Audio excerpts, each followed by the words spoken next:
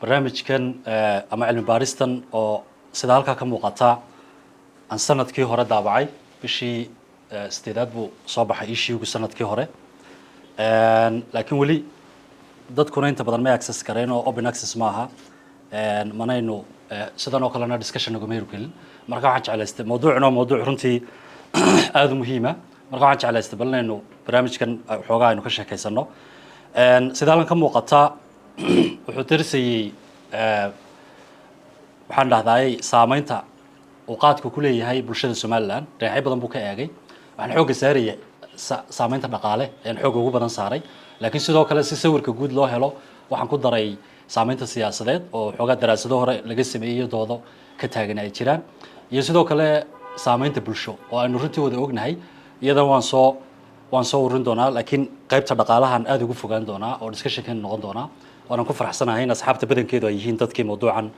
ehelka u ahaa oo ama wasaaradda maaliyadda ama bangiga dhexe ama institution lamida ay ka tirsan yihiin ama akademiyadii oo ay waxbarashada jaamacadaha ku jiraan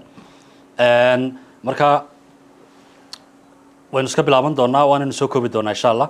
haddaynu hordhac u yar samayno geedkan aynu inagu qaadka ama jaadka u naqaano terminology ahaan waxaa loo yaqaanaa Catha edulis magaciisa maxaan dhahday terminology ama scientific waana geed sidaan wada naqaano ay dadku calaaliyaan ama ay juugarayaan waxaana loo calaaliyaa in laga helo xoogaa firfircoonaan iyo waxaan inagu aynu marqaanka ku sheegna markuu qofka firfircoonaado ama uu cuno labada maaddo ka kooban tahay cathinone iyo cathin oo labada keenaya stimulationka maxaan dhahday dadku markay cunaan inay dareemaan firfircooni qaadku inagu sidaan ognahay wuxuu naga soo galay Ethiopia markaan dhex raacnay researchka maxaan dhahday xogaha la hayo wuxuu ina soo galay qarniyo badan ka hor marka xogaha la helay sourceska ama ilaahanu xiganay meelaha ugu horeeya waxay sheegayaan in markii hore si deegaanada Soomaaliland qayb kamid ah lagu arkay waliba xagga galbeedka qarniga 14aad ilaa qarniga 15aad marka seen ognahayna qaadku markii hore waxa ku bilaabmay dadka Heludiinka ayaana soo galiyay oo wax wuxuu ahaa diinta la xiriira iyo cibaadada iyo soo jeedka iyo quraanka laakiin markii dambe magaalowga iyo sidoo kale kaabayaasha dhaqaalaha oo jideedku ka mid yihiin oo ballaadhay ayaa fiditaankiisana maxaan dhahday qayb weyn ka qaatay qaadku wixii dagaaladii Soomaaliland ka dhacay 80-nadii ka horeeyay qaadka cunistiisu way yarayd seenarki doonana waxa ku koobneed meelo gaara iyo saacado gaara laakiin waxaad moodaa in mar walba haddana uu korriin ku jiray oo uu maxaan dhahday sii socday laba jeer baa qaadka la mamnuucay Soomaaliland mar waa xilligii Ingiriiska marna waxa weeyaan xilligii taliskii siyaad bar wadanka tilinayay labada jeerba waxay keeneen marka in maxaan dhahday haddana aan joogsan isticmaalkiisu ee uu maxaan dhahday sii socdo isticmaalkiisuna wuxuu aad u kordhay runtii 80nadii ilaa 90nadii intii dagaaladu ay qaxoontiyada iyo arrimahaas ay dadka dhaqamadooda iyo maxaan dhahday hab dhaqankooda iyo u nool yihiin waxyaabo badan ay saameeyeen sidoo kale waxa la socday xanibaadda dambe ee taliska siyaad bar 80nada saaray waxa la socday sidoo kale in la mamnuucay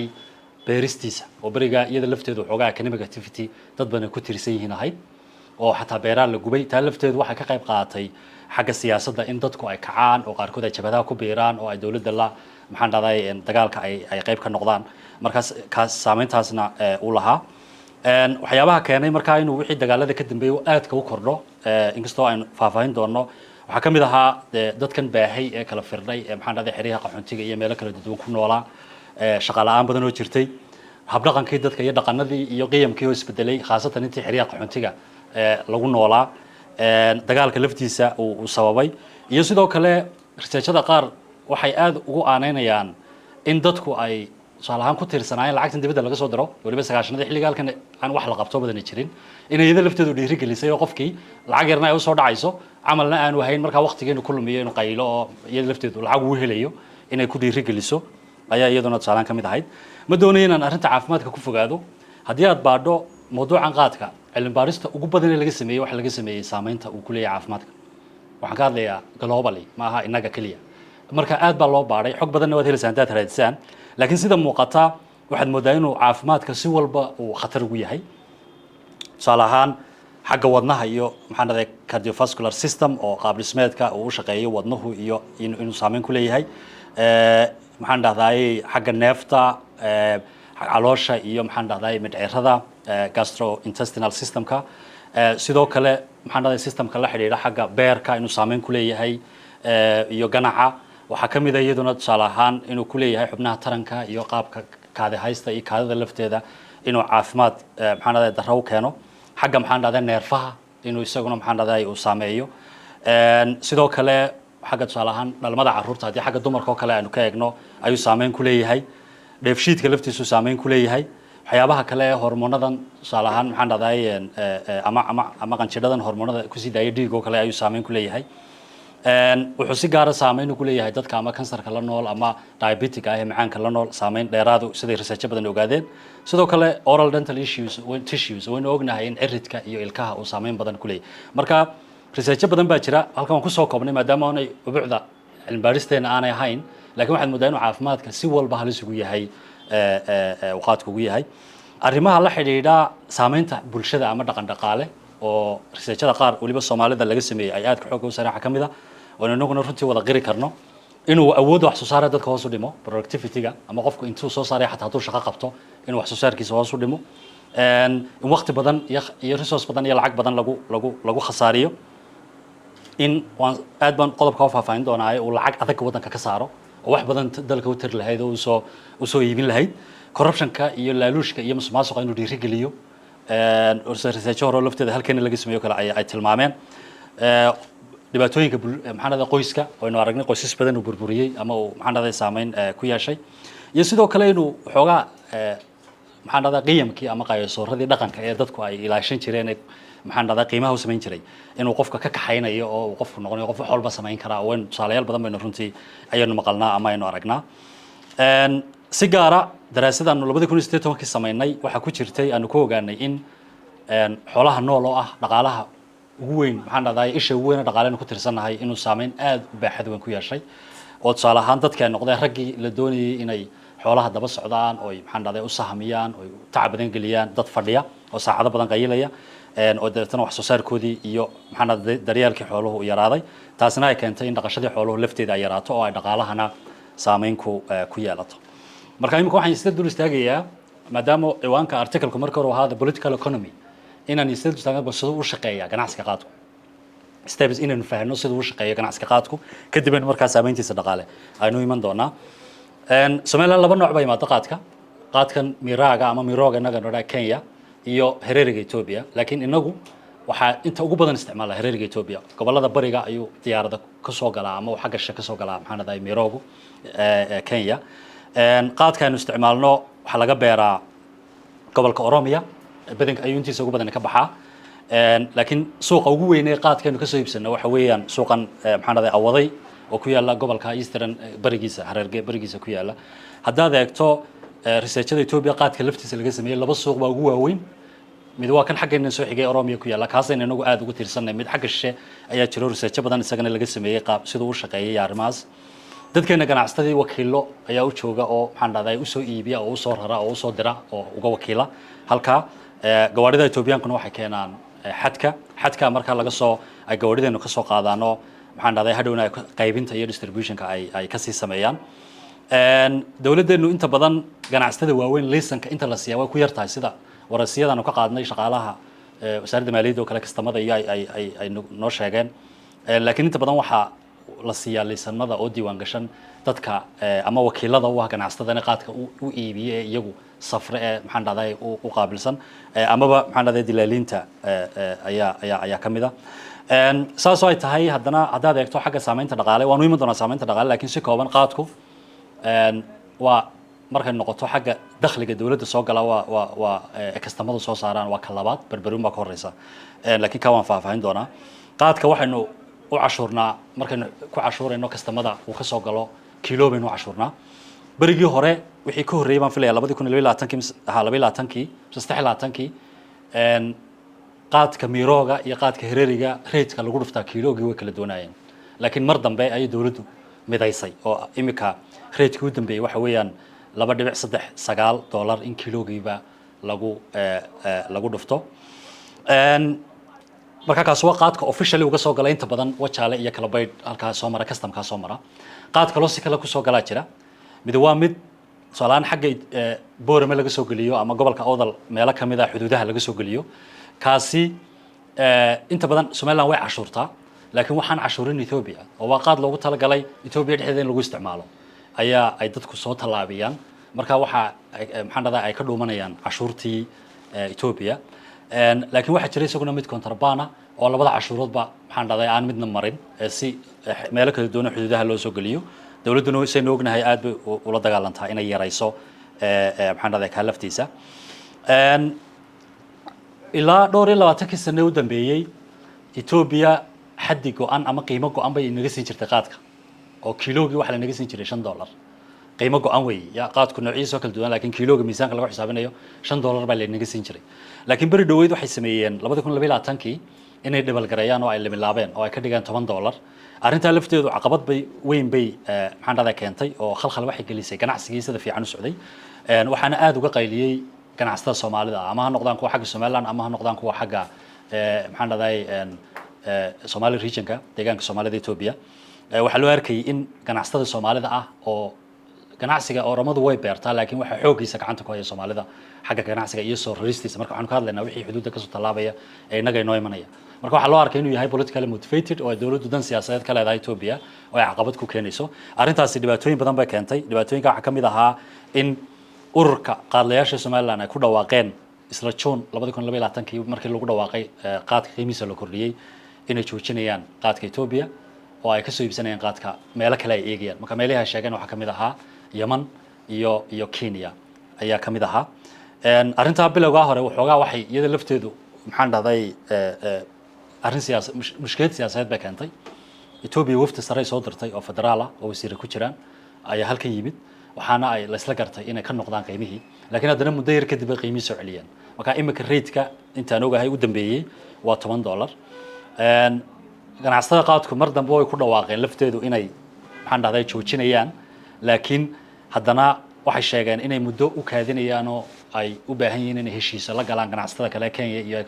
ka soo qaadanayaan arrintaasina soo muuqata waxoogaa feasible bay noqon weyday xagga dhaqaalaha marka kumay dhiiran runtii inay maxaan dhahday tartan la soo galaan oo ay xagga ka doontaan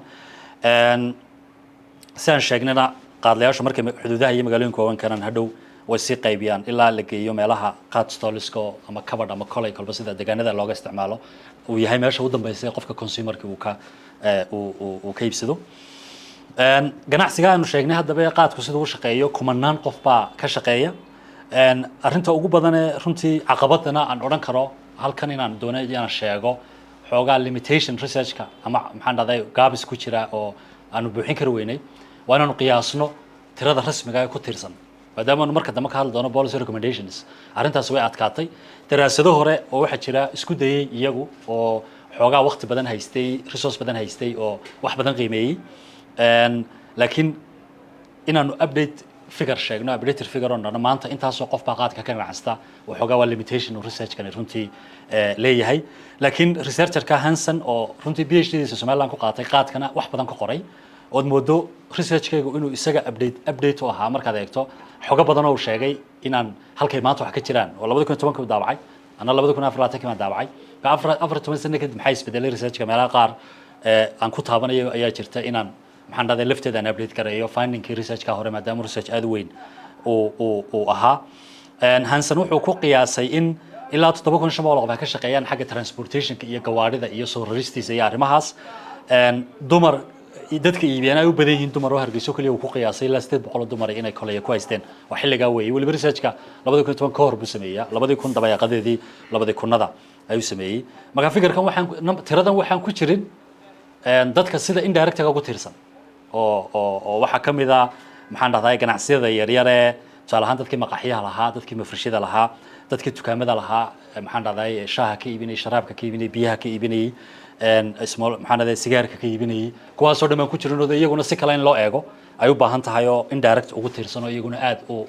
u badan laakiin tira update oo aan hadda haynaa ma jirto waxaan isleeyahay daraasad ballaaran oo waliba laga yaabo in dawladdu qayb ka noqoto national level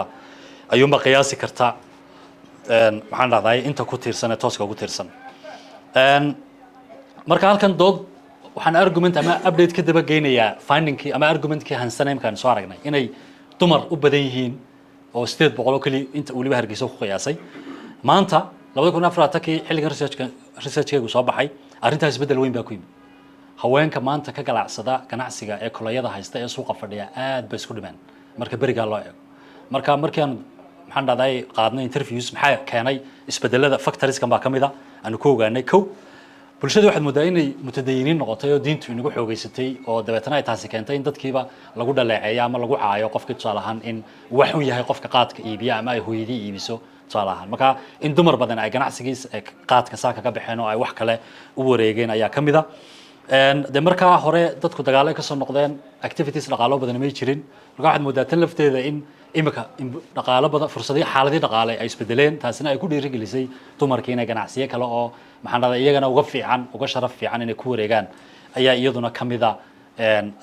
waxyaabaha keenay waxaa kamid ah waxyaabaha ganacsiga dhiirigeliya waxaa kamid ah in dumarkii waxoogaa financing ay heli karaan imika beriga hore laga yaabo qofku in $100 dukaan yar ama ganacsi yar ku furto inay adkayd laakiin maanta xaaladii dhaqaale ay yar fiicnaadeen oo qofku ama microfinance uu ku heli karo deyn yar ama uu si kale family deyn uu ku heli karo oo marka lafteeda in financial opportunitiesku ay kordheen ayaa kamid ah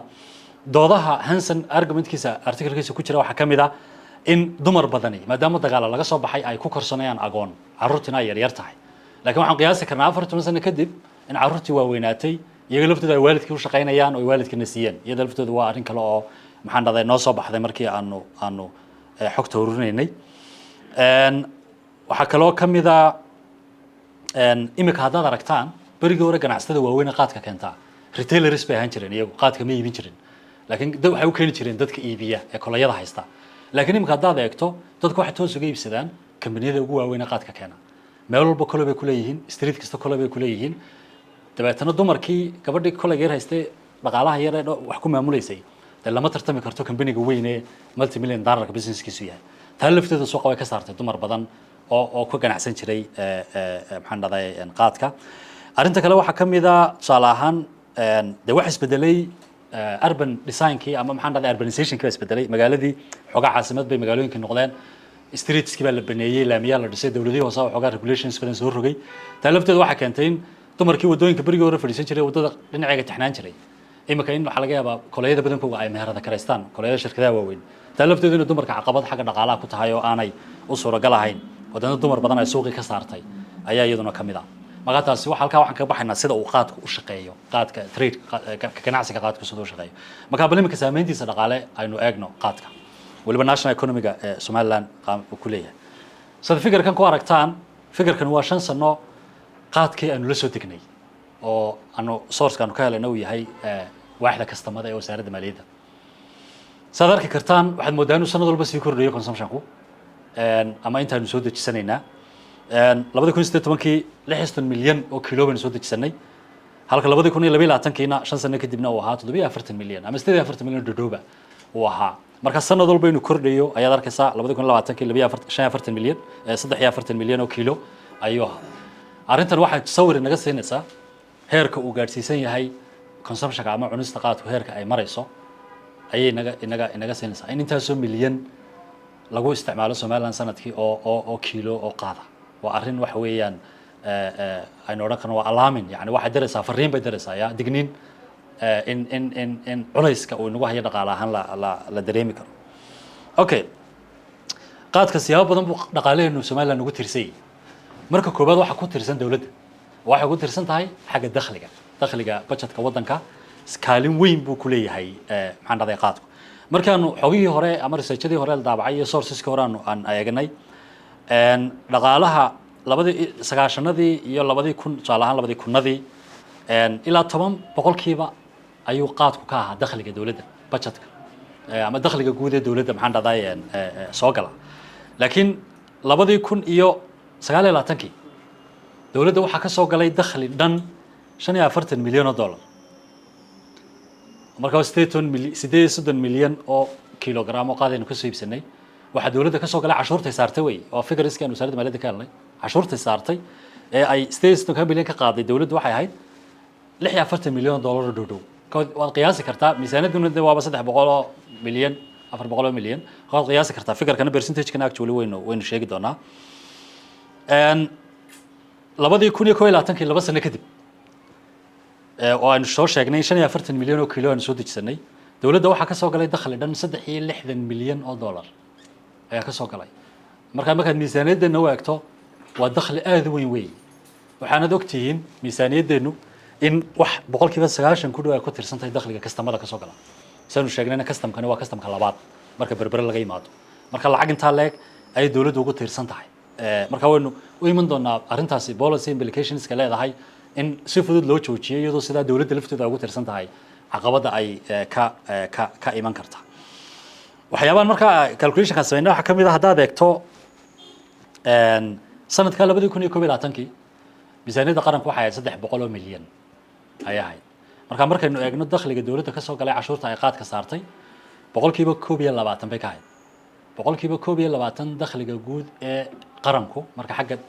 miisaaniyadda aanu ka eegno xagga revenue xagga dakhliga boqolka 22 qaad buu ka soo xirooday marka dawladdu si xoogay ugu tirsantahay sida inoo muuqata marka saameynaha aad aragteen qaadkuna caafimaadkan soo sheegnay si looga falceliyo oo dad badan oo mukhadaraadka la dagaalamo inta wacdi iyo maxaan dhaday wacyigelin wada jira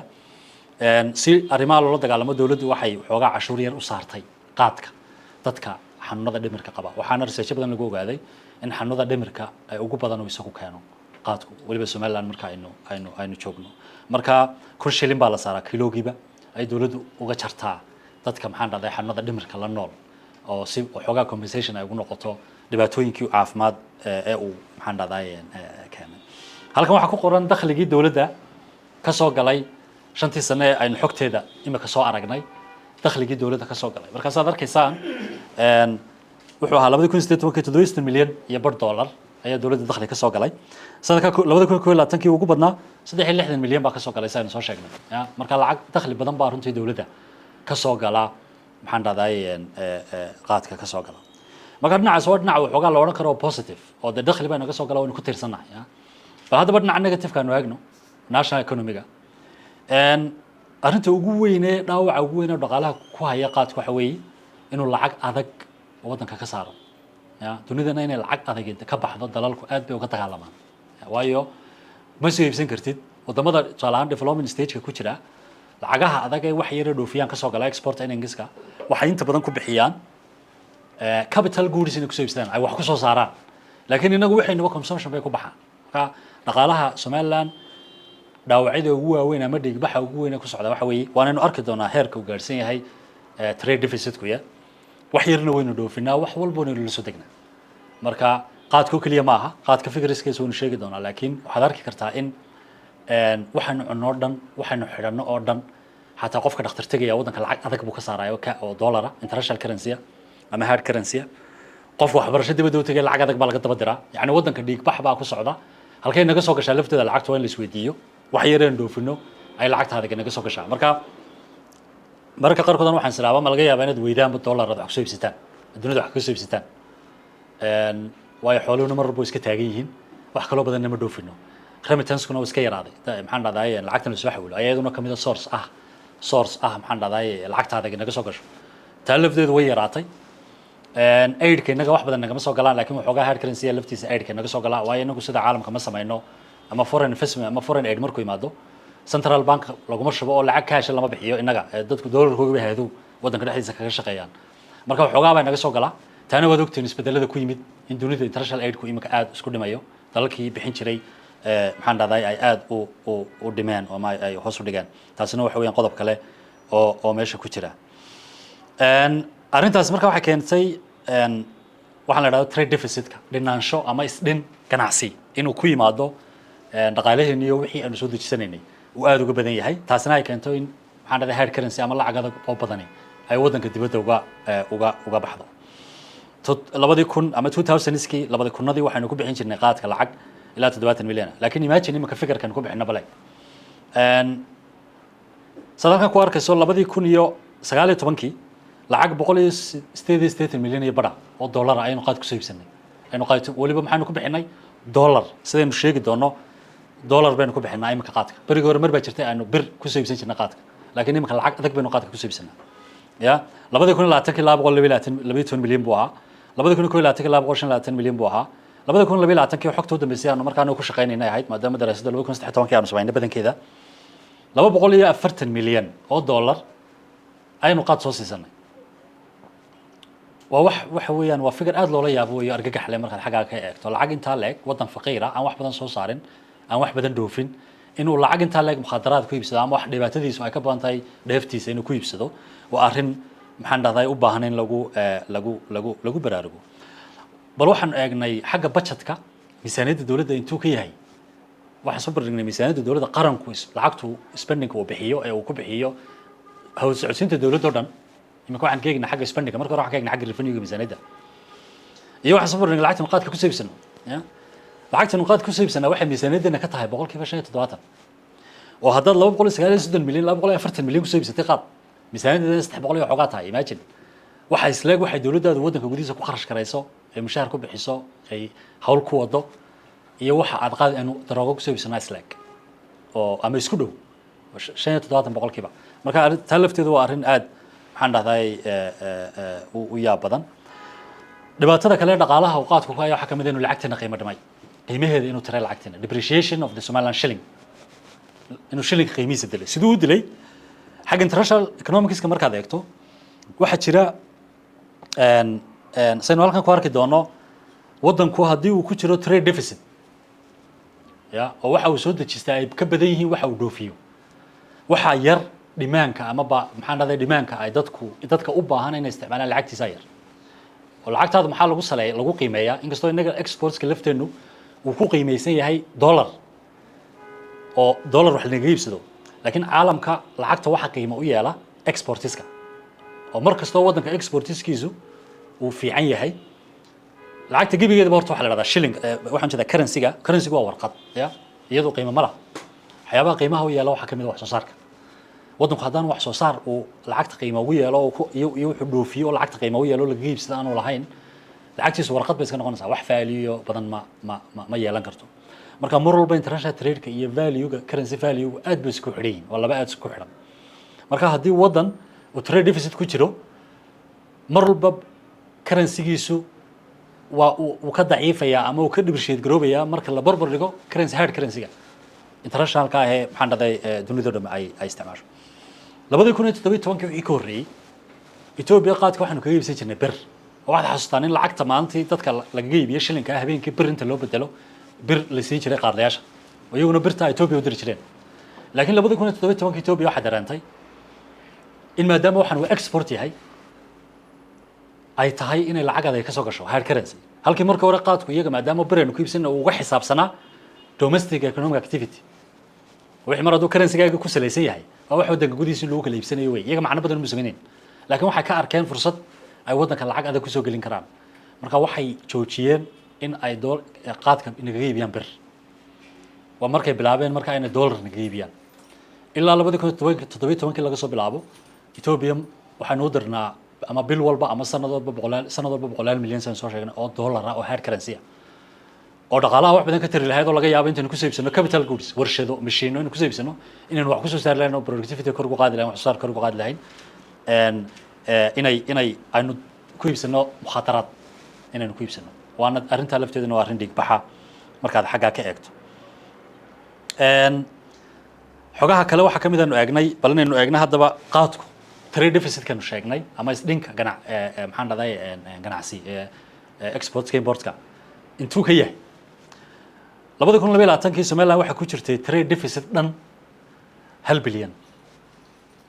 يعني waxa aynu soo dejisano iyo waxa la dhoofiyay marka la kala jaro way trade deficit waxa aynu soo dejisanaa lacagta inaga baxda imports lacagta aynu wax ku soo iibsanaa waxay ka badnayd 1 milyan waxa aynu dhoofino waa difference waxaan ka hadlaynaa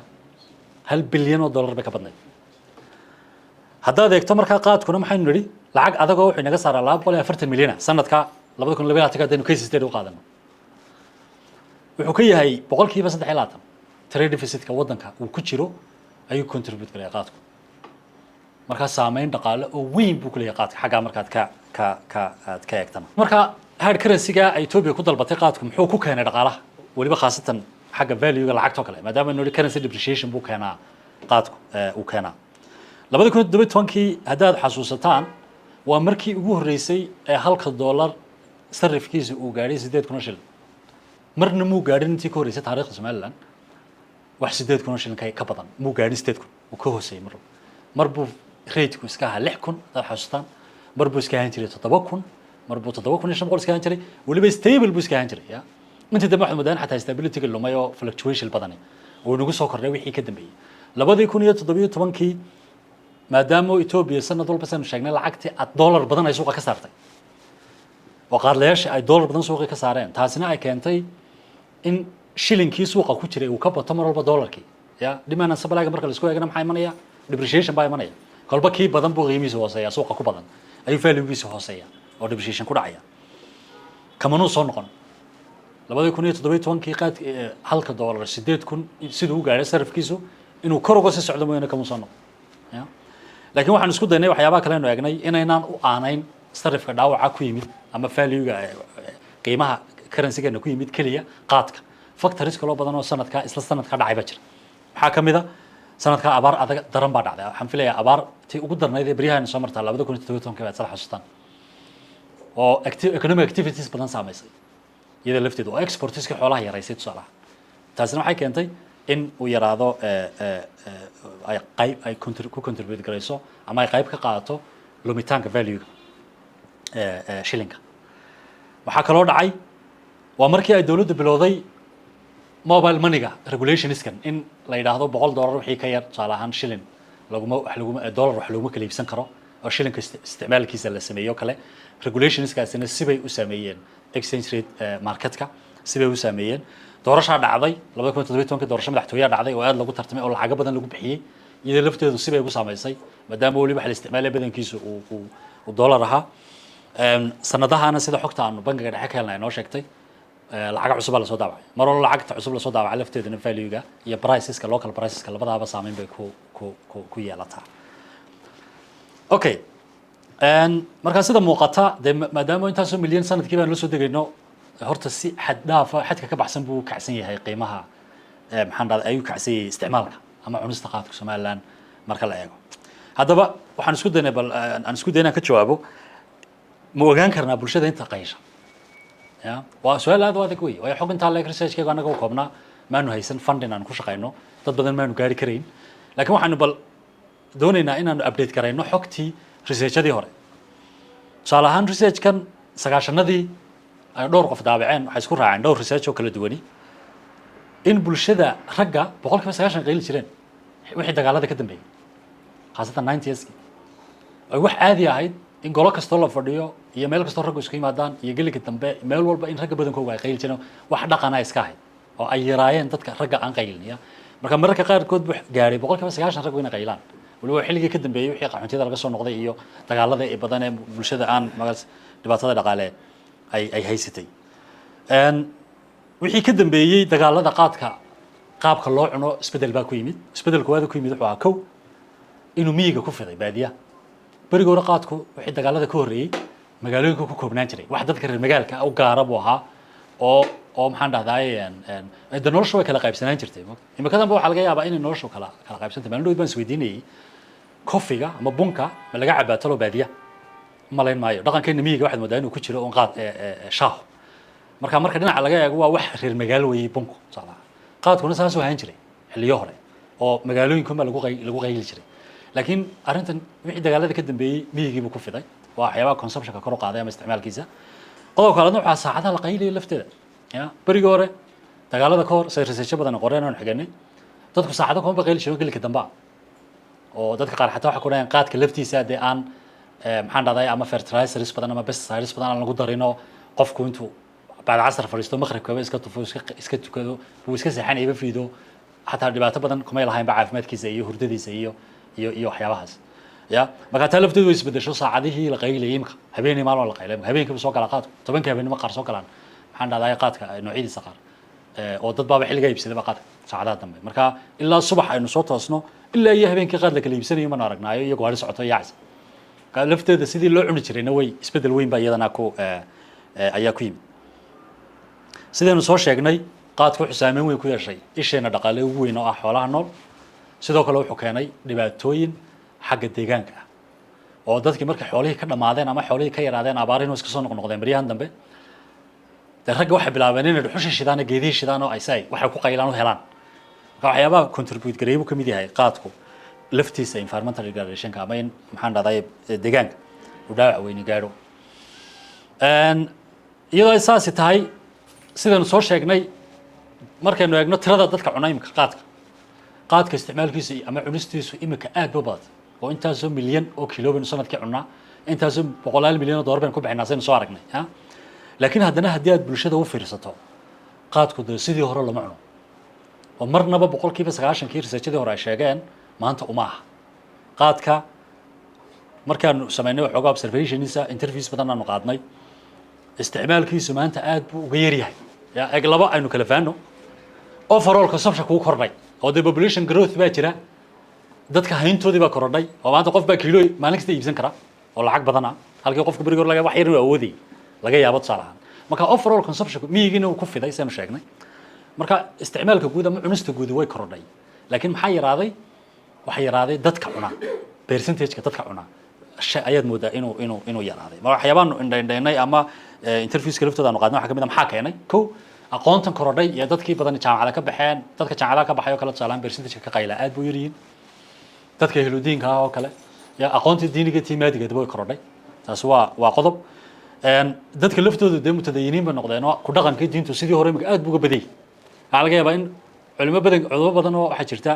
qaadka xaaraan ku sheegta oo waxaan dhahday mar walba iyaga laftooda dee wacdi iyo waana wada taa laftooda dad badan baa ku saamoobaya oo maxaan dhahday qaadka iskaga daynaya ama u yareynaya marka arrinta diinta lafteedu waa arrinta midda kale innaga imika markaad bulshada eegto percentage-ka bulshadeena ehludiinka ah ayaa maynu wadaadadan idhahnaa dee ma tira yara tira yar ma markaan percentage-ka xisaabnaya mana qaylaan intooda badani ma qaylaan marka laga yimaado dee wadaadadeena hore suufiyada ahaa marka laga yimaado iyagu qaadku uu ahaa wax caadi midda kale dee diintaba ay la kaashadaan iyo dikrigooga ay la kaashadaan laakiin ma qaadku uu ku yaryahay tusaalaha marka mutadayinnimadan ama religiosity-ga bulshadu inay korodhay lafteedu waa arrin kale oo saameynteeda leh xogaa dadka noloshoodii baa isbedeshay xagga dhaqaalaha iyo bulshada iyo xaaladahooda noloshoodii laftooda isbedel baa ku yimid taa lafteedu waxa laga yaabaa qofku inuu arko mararka qaarkood wax liita inuu qofku qaylo oo intaas saacad meel fadhiyo oo kale tusaale ahaan arrimaha laftooda dadka qaar waxay in badan iskaga daayeen dee experience-ka dadkii qayli jiray dhibaatooyinka ku dhacaya inay noloshii ka dhaceen waxbarashadii ka dhaceen bulshooyin dhibaatooyin badan oo caafimaad gaadheen maxaan dhahay nolol samaysan kari waayeen waxaasoo dhan inay ku keenaan dadka laftooda discourage gareeyaan oo yidhahdaan inaad iska daysaan ayaa ka mid ah arrinta kale imika bulshada in badan oo kamid ah qaadka way liidaa ya waa wax la liido oo xun qaadka imika bulshada dhexdeeda waxa laga yaabaa in de markaad waxyaabaha observationka ku eegna waxa kamid ah waxa laga yaabaa imika hablaha wax bartay jaamacadaha ka baxay oo tiro aad u badan ka ah hablaha maanta de da'dadaas generationka yaryar ka ah inay ku yar yihiin inanta de diyaarka waa inay nin qaylo guursadaa ama nin balwadle ya waa maga isbedelkii dhaqaalaha waxbarashadaynu sheegaynay standard of living waxyaabo badan baa isbedelay moogtahay oo keenaya saameynta keenaya qaybtiisa heesta way oo saameynta keenaya iyada laftoodu waxaa ka mid ah shaqada lafteedii saad ogtihiin shirkadaheena private-ka ah tusaale ahaan inta badan dadka qaylo ma qaataan ya tusaalayaasha waxaan soo qaadan karnaa kambaniyada ugu waaweyn company policy weeye in aan la qaadan qof qayla waayo waxaa ka fikirayaan waxyaabo badan laakiin waxa ugu muhiimsan productivity-ga qofku intuu shaqayn karaa intuu committer ahaan karaa wax soo saari karaa ayaa ka mid ah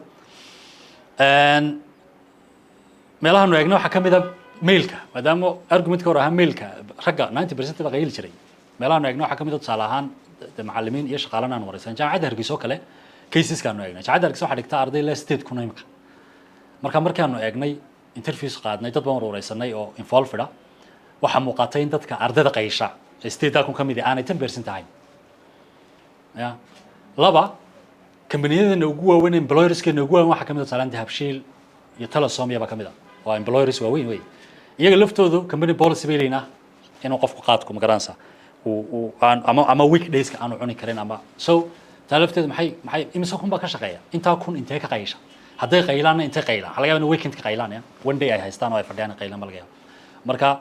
arrintaasna waa tusaale kale oo maxaan dhahdaa isaguna aad weyn okay waan soo ururinayaa qaybta siyaasadda ma doonayaan ku fogaado laakiin maadaama researchka waxoogaa political economy aan si guud u eegnay waxaan sameeyay bal dhinac walba ka yar istaaga researchada hore waxyaabaha aadka ugu doodeen waxaa ka mid ah in xataa burburkii dowladnimada Soomaalida wixii ka horreeyay 90kii uu qaadku qayb ka ah ama ha noqdaan isticmaalka jabhadaha ama in dagaalada ay dhiirigelinayeen ama xataa dadkii qaadka beeraha laga baabiiyey ama qaadka laga joojiyey kicinteeda waxyaaba badan qayb buu ka noqday haddana markii dambe lafteeda dowlad dhiska Somaliland caqabad buu ku noqday si marka loo eego si kalena arki doonaa inuu wax u taray laakiin caqabad buu ku noqday isaga laftiisu caqabada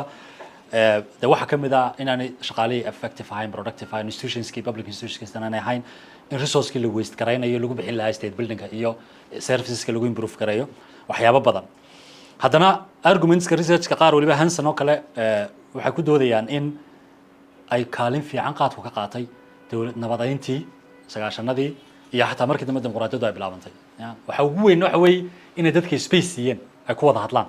hadda xasuustaan bariyii hore wuxuu iska ahaa fadhiga xataa markii laba dad maxaan dhahday dhinaco ka wada hadlaya arrin nabadeed ama dil ama dhiig ama wax la mid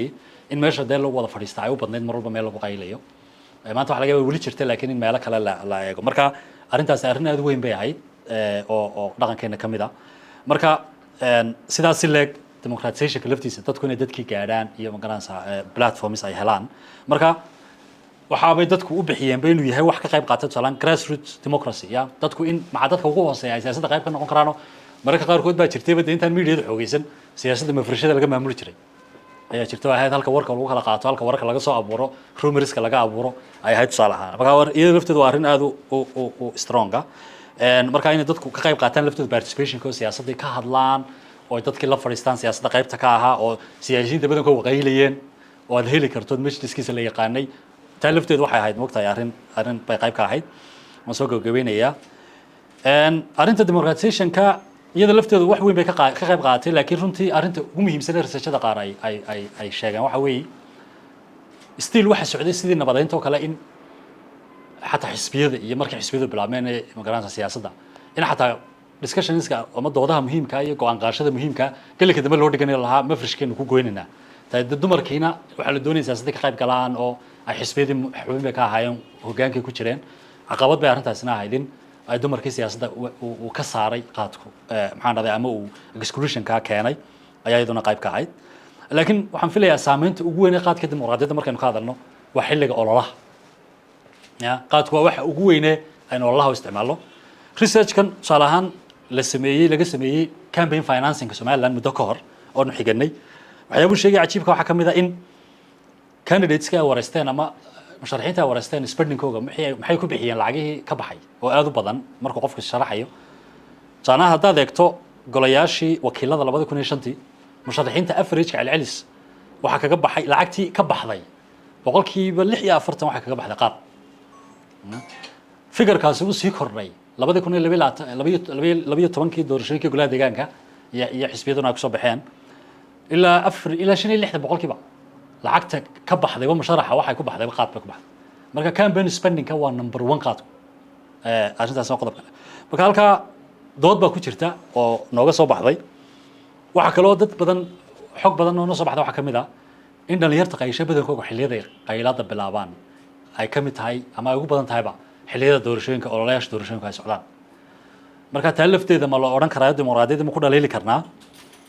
inay maadaama aynu halkan ku sheegnayna loo adeegsado maxaan dhahdaa haddaad maanta dad isku keenayso musharax tahay waxa ugu badan dadka la isku keenaa waa incentive-ka dhiirigelintu waa in qaad dadka loo qaybiyo dadka musharaxiinta lacagta qaybiya way yar yihiin inta badanna waa dadka qayla dadka maalinba musharax kasta la socday xisbigii maalinta oo la hawle oo maxaan dhahdaa qaadkooga qaadanaya freega ama bilaashka qaadanaya marka dhalinyar badan ayaa runtii xilligaa bilowda maadaama qaad bilaasha la helo oo dadka la dhiirigelinaya inay qaad ay dalbadaan ay helayaan marka dooda meesha ku jirta waxa weeye qaadku ama dimuqraadiyaddu ma keentaa ama ma nagu sababtay dhaqanno xunxun ama valueskeena dhibaato ma ku tahay caqabad ma ku tahay maxaa kamid ah inay dadka qaadkii bartay dimuqraadiyadda lafteeda ilaa electionska waa democracy waa argument jiro laga yaabo in research kale oo madax bannaan oo sidiisa gaarka loogu eego laga yaabo in weakness ama dhibaato ay dimuqraadiyaddu nagu keentay noqon karta arrinta kale waxa weeye qaadku wuxuu aad muhiim ugu yahay xiriirka Somaliland iyo Ethiopia oo ah partner aad inoogu dhow weeye Ethiopia aad baan iskugu tirsanahay ganacsi ahaan amni ahaan siyaabo badan baan Ethiopia iskugu tirsanahay waxaanu dekada dhan ee maxaan dhahday sad in badan aragteen ama akhrideen ama aragteen DP World Investment ugu badan markay berberog sameeyeen dhowr 100 milyan targetkoodu wuxuu ahaa suuqa Ethiopia marka Ethiopia waan isku tirsanahay okay qaadku marka waa waxa weeyaan waxa la odhan karaa wuxuu kaalin weyn ka ciyaara xiriirka labada wadan oo maanta haddaynu joojino kale maxaa ka dhalan kara sidoo uu saameyn karaa xiriirka Soomaaliya iyo Itoobiya waa su'aalo u baahan in la isweydiiyo oo iyaga laftooda maxaa meesha ku jira arrin kale oo aanan research-ka aad ugu fogaan runtii laakiin u baahan in la yar taabto waxa kamid ah ka ganacsiga qaadku qayb ma ku lahaa dagaalkii laascanood ka dhacay 2023 waxaad xasuusataan inuu jiray muran la xiriira ganacsiga qaadku intii aanu dagaal ku dhicin oo dadka qaar waliba ay u aaneynayaan ganacsadaha qaadka ee ugu weyn deegaankaasi oo aad Somaliland markii hore ugu dhawaa inay keentay saalahan waxyaabaha ku dhiirigeliyay inuu dhinaca kale ka soo jeesto ama uu fangareeyaba dagaalka inay ka mid ahayd arrimaha qaadka la isku qabsaday ama muranka ganacsiga la isku qabsaday qaadka Kenya license-ka iyo waxyaabaha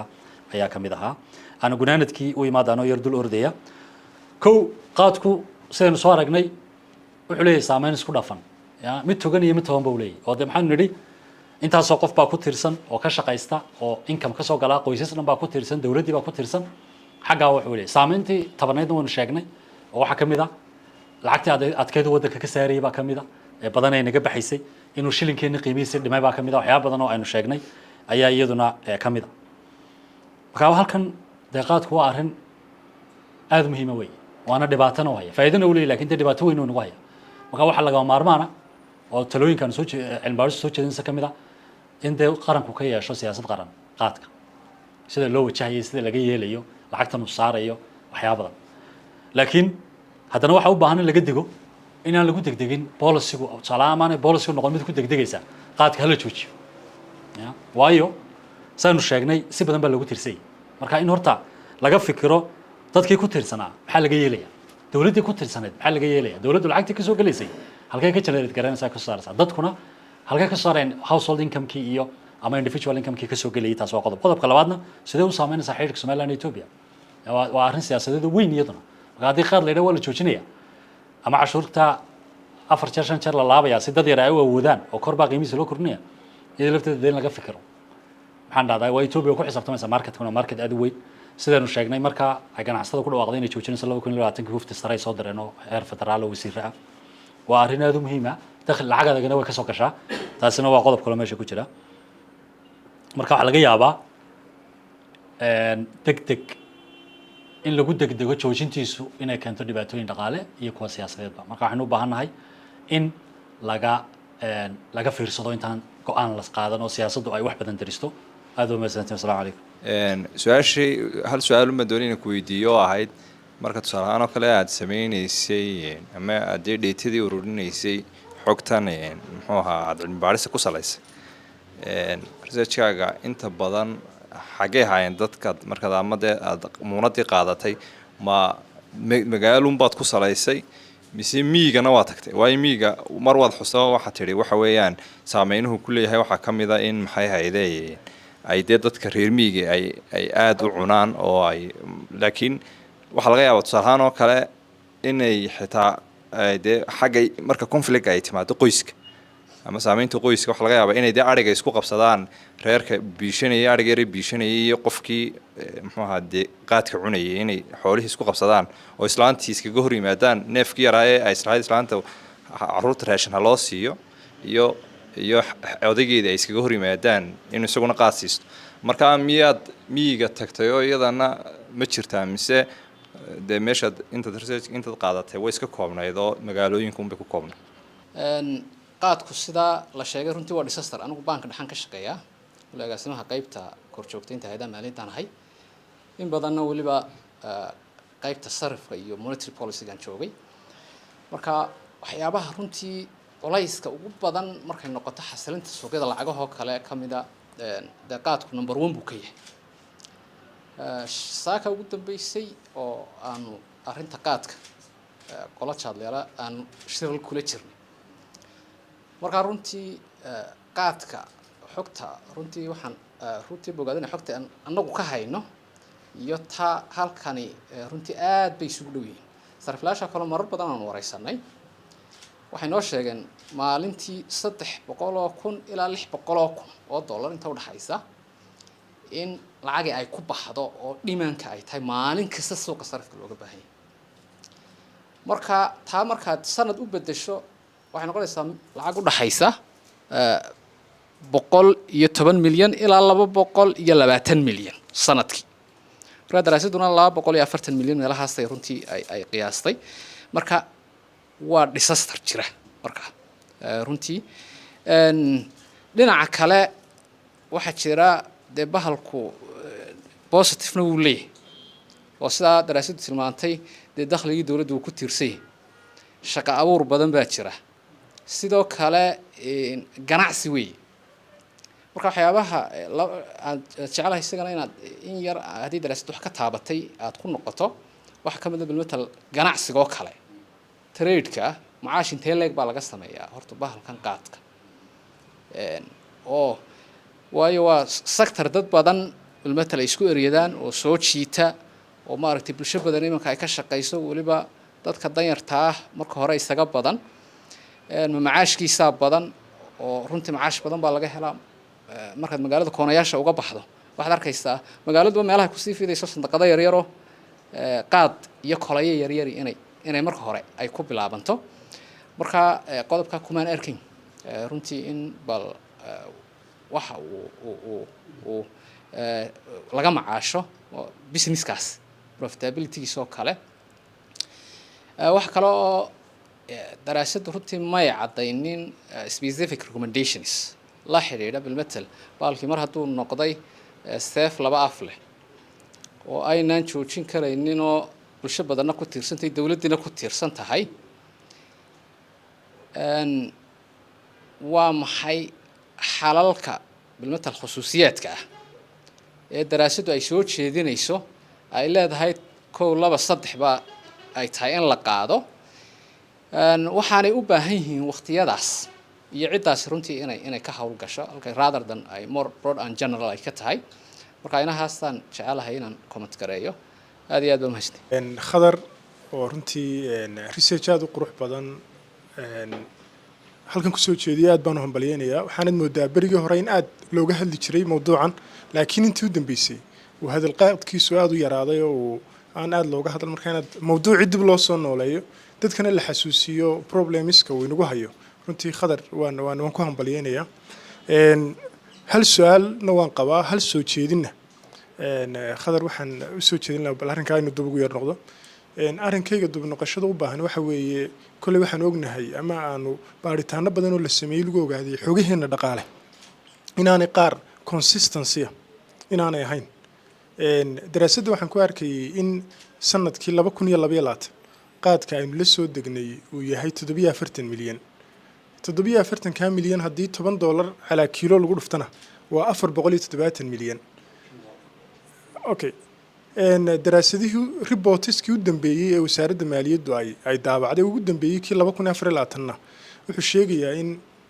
sanadkii 2024 ay la soo degnay 25 milyan marka 25 milyan haddii $10 lagu dhufto waa 250 milyan oo lacagtii daraasaddu sheegaysa 230 milyan wuu u dhow yahay dhinac kalena marka lagu dhufto halkii kiilo intay dawladdu ka qaado $2.39 waa 60 milyan meelaha inay dawladdu ka hesho taasina way support gareynaysaa daraasadda lacagtii ku qornayd ahaa in dakhliga dawladda meelaha yahay marka bal arrinka halkaa in xogtaa dib loogu yar noqdo waan soo jeedin lahaa su-aasha aan qabaa waxa weeye waxaa ku jirtay daraasado khadar inoo present garay waxyaabaha keenay hoos u dhaca shilinka inuu qaadku qayb ka yahay oo lacagtii doolarka qaadka doolar lagu doono taasi xaggaa waa ka sax laakiin hal arrin oo kaloon su-aal khadar rabay ka waxa weeye khadar waxa uu sheegay in ama daraasadda ku qornayd in regulationska lagu soo rogay mobile money ay kow ka tahay in aan $100 wax ka yari aan la diri karin ay saameyn ku yeesheen shilinkii inuu hoos u dhac ku yimid daraasad kale oo anagu sameynay waxa noo soo baxay 2018 ilaa 2022 intii la joojiyay $100 wax ka yar in mobilka la iskugu diro inuu isticmaalka shilinka Soomaaliland kordhay oo mobilka dhexdiisa halkuu ka ahaan jiray boqolkiiba dhowr iyo 20 uu gaadhay ilaa boqolkiiba 40 waxaan ognahay economically marka soo sheega isticmaalkiisu bato qiimihiisuna inuu kor u kaco 2018 ilaa 2022 waxay ahayd intii uu shilinka Soomaaliland ugu xasiloona marka bal sababta halkaa ku jirtay in iyadana dub loo eego oo daraasadaha kale arrimaha laga sameeyey iyadoo la xiganayo halkaana dub weegis ayaa lagu sameeyo aad baad u mahadsantihiin wasalaamu calaykum waraxmatullahi wabarakaatu anigu markaanu madasha ahayn waxaanu musabixi labadaa markaa la kuldhinaya laga dhigay waxaan u geynay white paper aanu leenahay qaadka waa in regulation loo sameeyo policy waa kala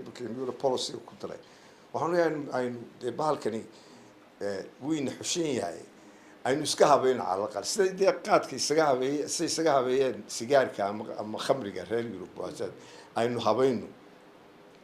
weliba markaas waxaanu nidhi dee waynu graduate noqdaan maxaad kaga bilaabaysaa waxaad kaga bilaabaysaa horta waxaan fudud ee la qaban karayo goortuu imanayo kale imika 24 hours ka u yimaadaan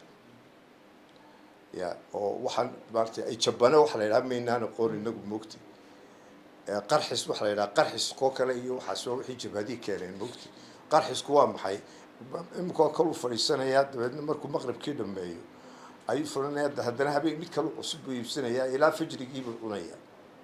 markaa waan qarxinayaa buu ka odhanayaa naftiisi baa qaraxday badda muxuu qarxiyaa kase markaa waxaanu ku nidhi war bahalka waktiga uu imanayo aynu isku joojino yareen kow laba baabuurtan jiiraysa yaryarkiiyo meel walba carays iyo hoonkan ay nagu garaacayaan hala joojiyo dee hala xukumo oo baabuurku waa inaanu hoon garaacin isbiirkiisu waa in weliba la khasiraa la ganaaxaa nimankan qaadwalayaashu weydkii macaashkii aynu ka hadlaynay qaadwalow waa qaad ganacsiga qaadwalow gebigiisuba waxay ku odhanaya waa ama shul ama shil ama waa khasaaraya ama waa faa'iidaya waana isku eriyaan wax isku eris la yidhaha mala weligaa ugu taagi dhamaysid kaalay oo samaysta cartel iyo sida marka waayo dee midbaka kale ku eriyaya moogti marka waxa weeyaan dabeecaddiisaaba iska ah in la eriyo oo daba eri weeyaan marka waxa weeye in laga iska qabto baabuurta la iska qabto hoonka la iska qabto kabadhadan iyo waxa kan maarta dumarkan ka shaqeynaya iminka yaraaday in loo sameeyo shaqo oo waxyaalahan soo jeedinaan u qornay in meelaha gaarka ah iminka berigii hore halkan baa lagu iibin jiray magaalada Hargeysa oo dhan magaalada Hargeysa berigaanu markii magaaladu iska yarayd magaalada waxa lagu iibin jiray halkan iminka suuqan waa ahaan yahay halkaasaa lagu iibin jiray magaaladu way iska yarayd dabeedna markii halkan xilligii faqashtii baa halkan la sameeyey xalaqaadii iminka waa tan halkan laga dhigay isagoo waxa weeyaan waad yaraynaysaa eeg bahalkii waa fakahaasi weeyaan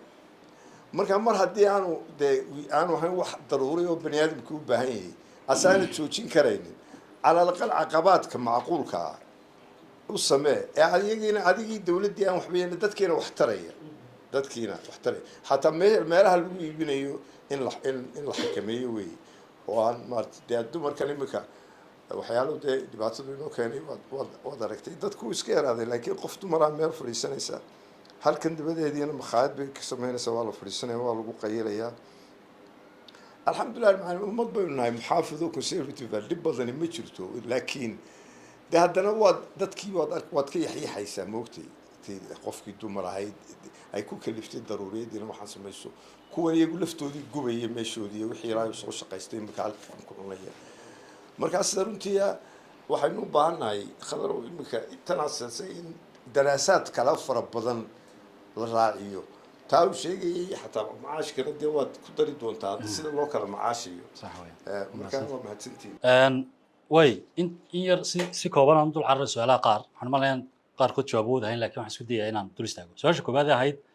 interviewadaad qaaday ma magaalooyinka maad ka qaaday mise waxaa jiray inaad dhulka miyigaana tagtay ood waraysatay cilmi baaristan qaadka iyada waraysigeeda miyigu maanu tegin laakiin waxaa jirtay cilmi baaris aanu anagii cabdiqaadir halka fadhiya ka wada shaqaynay oo dhowr sano ka hor xilligii cilmi baaristaanu samaynay aanu daabacnay cilmi baarista waxay ku saabsanayd yacni inteen leeg baynu ku tirsanaan karnaa ka ganacsiga xoolaha nool ya marka waxaanu eegnay waxyaabaha saameeyey ee hoos u dhigay oo dhan maxaan dhahdaay wax soo saarka xoolaha iyo dhoofintooda iyo waxa ayaanu eegnay berigaasaanu rural areaska wareysanay sayladaha wareysyada ku qaadi jirnay dadka xoolaha keenay waxyaaba badan aan wareysanay ka taasaanu ku dul dhisnay xagga saameynta qaadka iyo reer baadiyaha markaan isgelinayno iyo saameynta xoolaha nool ku leeyahay taasaan ku dirsanay iyaduna aad uga fogeyn taas waa taa su-aasha ah profitiska runtii ganacsato qaad waan wareysanay laakiin waxa ugu weyn inuu ka fahmayna waxay ahayd siduu ganacsigu u shaqeeyo ya way adag tahay ummaddeena waad aragtay waxoogaa saa professor sheegay ummaddu waa iska conservative wax badan kama hadalno marka way adag tahay inaad ogaan karto profitka qofku uu helo ama qof ganacsada inuu kuu sheego ama inaad adiguba si aad u calculate garayso way yar adkaan kartaa laakiin siyaabo loo calculate garayn karaa way jiraan oo waxaanu isla garanay koskay soo siistaan waynu haynaa kilowgii intuu ku taagan yahay dowladda cashuurta saarta waynu haynaa dee waxaa la xisaabin karaa transportationka iyo shaqaalahan ka shaqeynaya kharashkan kale waxa ku baxaya iyo inta u dambaysa consumerka laga iibiyana market price-kana waynu heli karnaa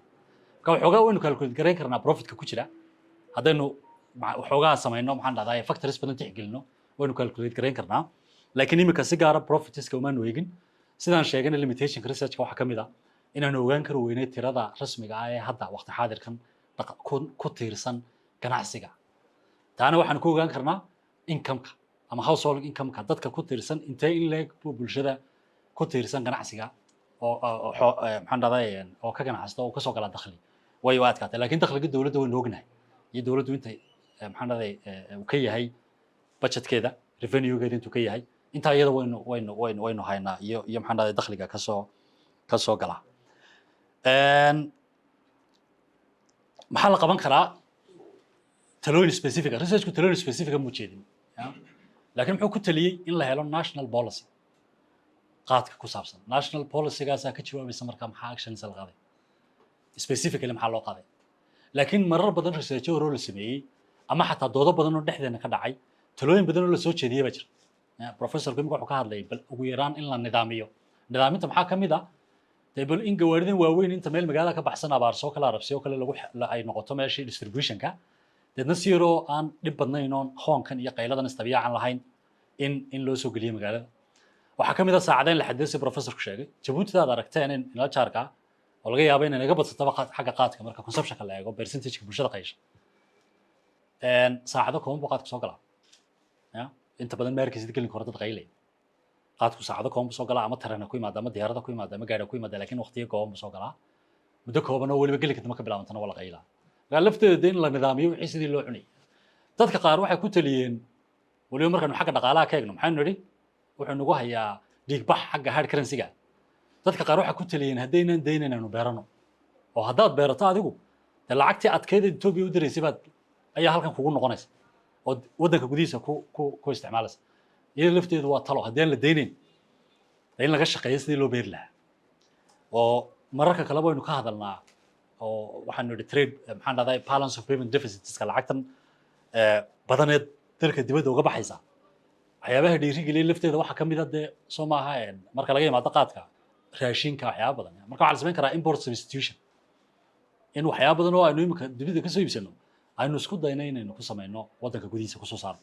oo warshada aynu samayno qaadkaanu beerno waxyaaba badan ugu yaraan dee doolarkii baynu xakamaynaynaa dibadda u baxayay lacagtii adkeeda dibadda u baxaysa dooda xamse ahayd xogta dib ha loogu noqdo ama waxaa jira waxoogaa discrepancy baa jira isdiidan tahay waa run waa wax loo ogolaan karo annagu runtii research datada badankeedu waa dato aanu ka helnay reliable source aanu ka helnay datada tusaale ahaan revenue-ga dowladda iyo numberka qaadka iyo waxaanu ka helay departmentka customska ee wasaaradda maaliyadda waayo customka dowladda weeyi ka maxaan dhahdaay daily inta kiilooya soo gasha diiwaangelisa inta cashuure kasoo dakhli kasoo gala cashuurtay saaran diiwaangeliya marka annagu kaasaanu aanu ku tiirsanayn xagga exchange rate-ka oo kale waxaanu ku tiirsanayn maxaan dhahdaay xog ay daabacday wasaaradda qorsheyntu marka ama central bank ka hesho tusaale Somaliland figureska oo ah maxaan dhahdaay xog ay dowladdu wasaaradda qorsheyntu daabacdo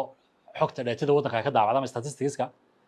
the institutionska dowladda dhan baa soo report gareeya oo maxaan dhahdaay central bank iyagoo la kaashanaya taana xagga exchange-ka xaggaasaanu ka eegnay marka haddii wax isdar diidan yihiin waa laga yaabaa inay jiraan laakiin anagu reliable source baanu ku tiirsanay dooda ah siday regulationskii lagu soo rogay lacagta moobiladu ay u saamaysay waxaan filayaa argumentkayga researchku halkan imika qodob ma ku qornay laakiin markaad ku noqoto argumentkaygu muu ahayn in ay yaraysay value-ga shilinka inay hoos u dhigtay ya depreciate garaysay shilinka Somaliland muu ahayn laakiin argumentkaygu wuxuu ahaa factories-ka badan ee isla mar dhacay sanad gudihii 2017 ka dhacay waxay ku keeneen khalkhal exchange rate market-ka ay khalkhal ku keeneen taas waxay keeni kartaa marka laga yaabaa in iyadu positive ahayd laakiin bilowgii khalkhal bay keenaysaa definitely oo marka la yiraahdo shalaan sidii mobile money loo isticmaali jiray hal la yareeyo waxa laga yaabaa inay keento maxaan dhaday ay khalkhal keento marka sidaan sheegnay sanadka lacag baa la soo daabacay cusub lacag badan baa maxaan dhaday dhaqaale badan baa ku yaraaday abaarihii doorasho lacag badan lagu bixiyay regulations baa lagu soo rogay mobile money-gii Ethiopia dalbatay in lacagta dollar lagu siiyo waxaasoo factories waxay keeneen disruption ku keeneen exchange rate market-ka marka waxoogaa argumentka xagga saas u noqonaya xagga mobile money-ga definitely ma aha inay yarayso over time waxa laga yaabaa inay value-gu kor u qaado shilinka value-giisa ay kordhisay waxaan filayaa professor comments-kiisa waxba kagama noqon maayo taariikh badan buu la wadaagaa wax badan ku taageersanahay qodobku ka hadlay muhiimka waxa weeye xagga dhaqaalahana runtii aanu isla fahmi karno waxa weeye innaga waxani waa maandooriin dalal badan oo reer galbeed ah tusaale ahaan oo berigii hore xataa Soomaalida ugu tagi jiray halka ku qayli jireen way mamnuuceen Ingiriisku ka mid yahay waayo waxaan baalkan waxa la isku raacsiyay scientifically inuu drug yahay u malayn ma inaan arkay cid diidan ama research diidan inuu scientifically aanu drug ahayn baal ya caalamka drugga waa la dagaalamaa dhaqaale jira weey oo wadanka u koskareeya laakiin national accounts-ka wadanka day qayb kama Soomaa marka dhaqaalaha markaynu ka hadlayno terminologies-ka waxa jira waxaan idhaahno underground economy oo salahan Mareykanka hadaad eegto billions of dollars way market-ka drugsku laakiin miisaaniyadna kuma jiro cidna uma xisaabsana wadankii buu ku noqonayaa lacag buu ka saaraya wadankii lacag buu ku celinaya dad baa ka shaqeeya si buu faa'iido u leeyahay laakiin macnaheedu waxa weeye ma xisaabsana oo national accounts-ki kama dhex muuqdo laakiin innaga drugii baa inoo ah major economic sector inoo ah oo dawladdii ku tirsan tahay ka maarmayn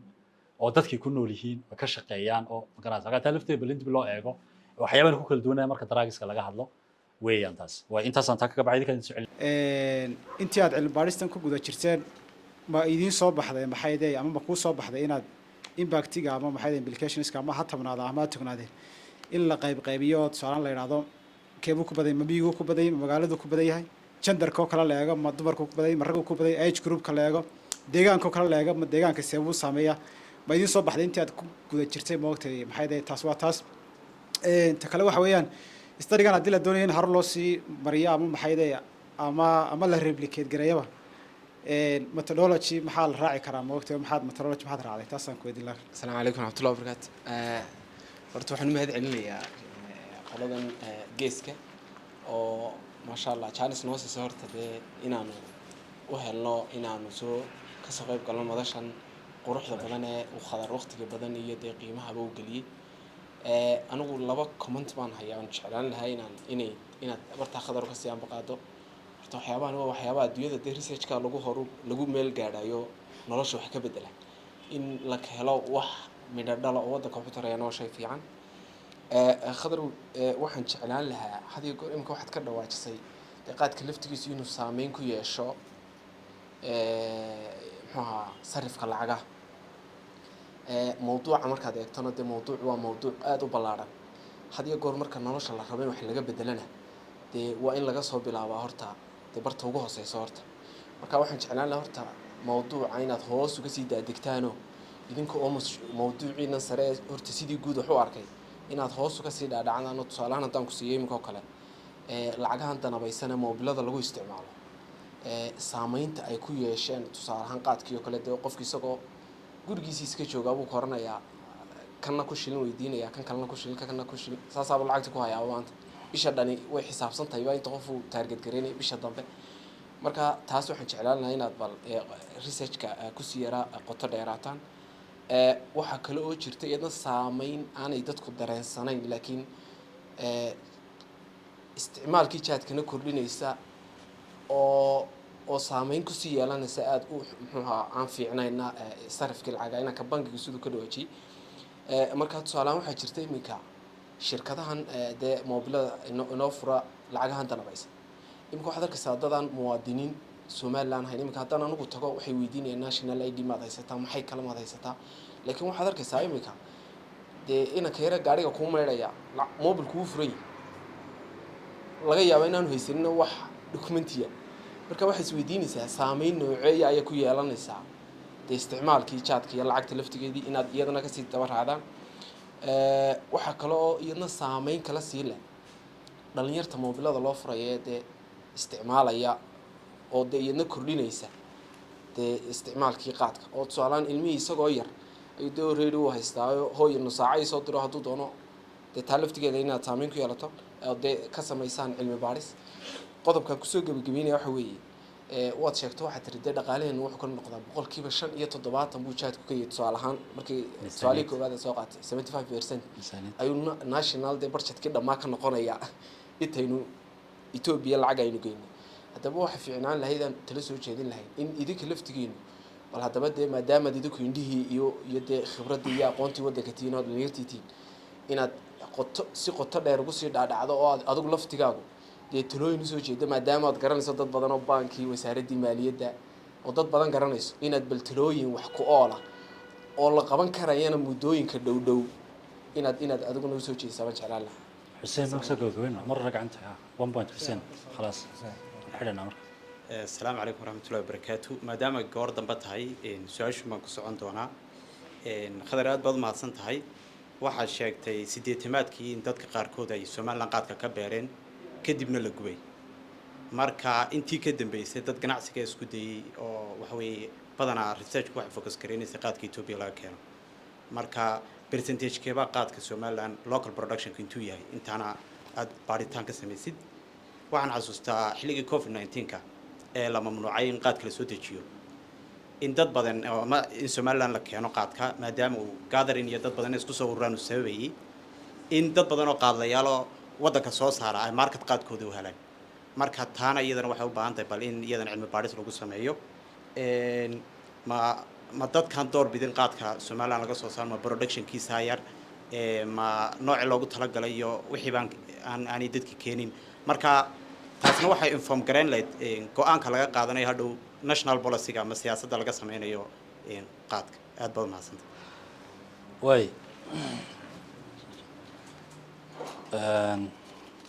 aan soo gabagabeynaa nagu yar dhaaraaday raalli ahaada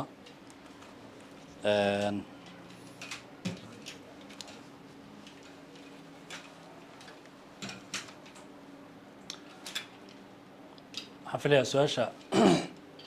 su-aasha professorka ahayd tusaalahaan sida aynu u controlno alcohol oo kale khamriga oo kale ma u control karnaa waa runtii waa su-aal aan isleeyahay inay national policy ka jawaabto siday u yareynayso saan hore u sheegay laakiin waxyaabo badan oo la samayn karaa jiro controllinga iyo yareynta iyo laftiisa waxyaabo badan oo talaabooyin la qaadi karaa jira waxaan umaleynaya su-aasha jawaab waafiya hadda uma hayo su-aasha ah saamaynta ma categorize garaysan ama ma qaybqaybisan waxaan umaleynayaa researchka dhexdiisa haddaad eegto waad arkaysaa in saamaynta mar aynu ka hadlayno mid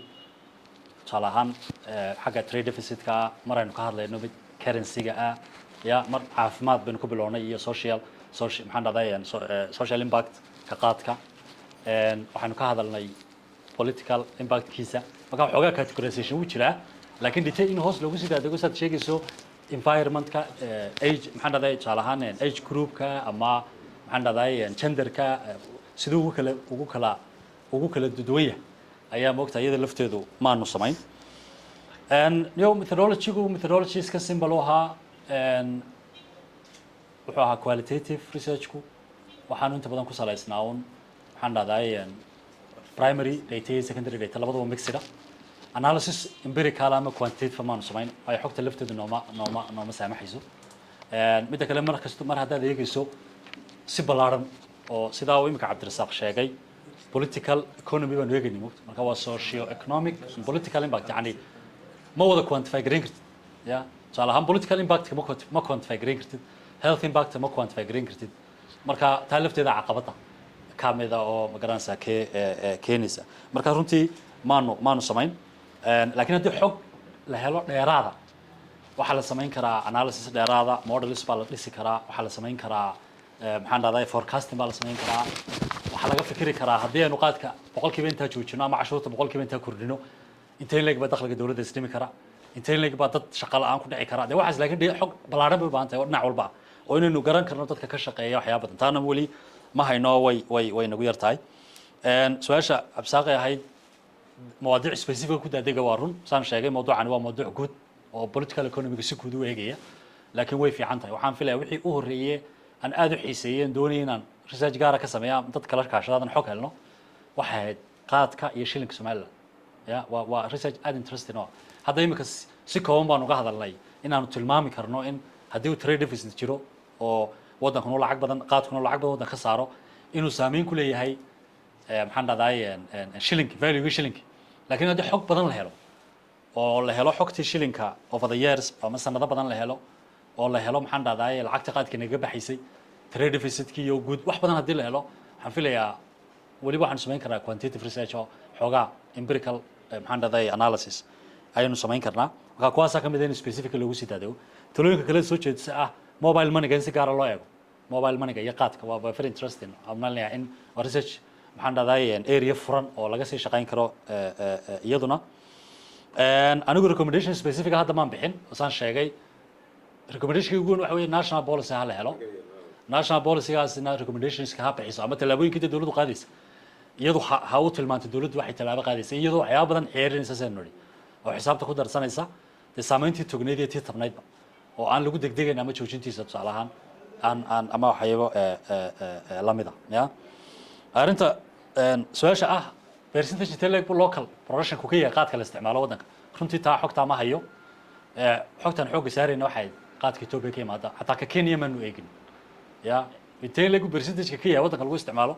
iyo qaad intee leeg ba Kenya laga keenaa xataa maanu eegin xogtaa inkastoo ay hayeen qolada maxaan dhahday customs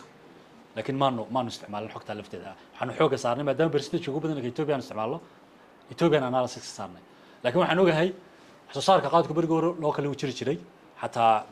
dagaalada kadib dib beeraha qaar loo sameeyay laakiin imika la iska daayo waxyaabo badan ya bariga hore xagga dadka reer miyiga ama dadka beeralaydu inay cuni jireen ka iyagu beertaan laakiin imika maxaa fudaaday inuu gaaro kii freshka ahaa maantiin inuu gaaro subaxaba jabana uu gaaro ay subaxaba ku shaqeyn karaan ayaa gaaray marka taas ka mid ah talabaad preference-ka ka mid ah oo saan sheegnay qaadkan Ethiopia imika sida dhakhaatiir badan sheegeen pesticides-ka iyaba ku badan marka waxaad moodaa in stimulation-ka iyo marqaanka uu keenaya iyo saameynta qofku yeelanay aad uga badan tahay oo kii kale dadku waxa kale waa salad bay qoranayaan dadka bahalkan bartay kii local ka waxa kale waa salad oo waxba naga ma bedelaya yani waxba ma dhibaato magaraas stimulation ma keenayo marka preference-ku meesha ku jira inay dadku tan ay doorteen waxoogaa session-ku nagu dheeraaday aad baad mahadsantihiin comments-ka fiican aad bixiseen su'aalaad nala wadaagteen inaad waqtigiina noo horteen oo noo timaadeen madasha geeska aad baan ugu mahadnaqayaa iyo platformka xaraf runtii space-kan la siiyey dadkan maxaan dhahay isku keenay fursaddan siinay barnaamijkan research-kan wadaagno oo aynu ka doodno oo aynu aragti isku wadaarsano saas barnaamijku nagu xidhiyay assalaamu calaykum